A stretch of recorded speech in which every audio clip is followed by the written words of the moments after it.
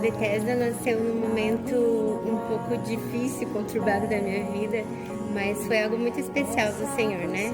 Que é continuar o propósito dele. E como o próprio nome diz, né? Bethesda é lugar de cura.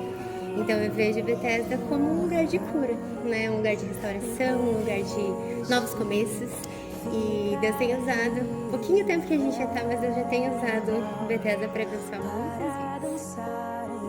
Bom, nós somos do Estúdio Bethesda e o Bethesda surgiu com o principal objetivo de proclamar as verdades do reino através da dança, oferecendo um ambiente acolhedor e que a gente possa também fortalecer a nossa fé cristã. Pois nasci pra te amar.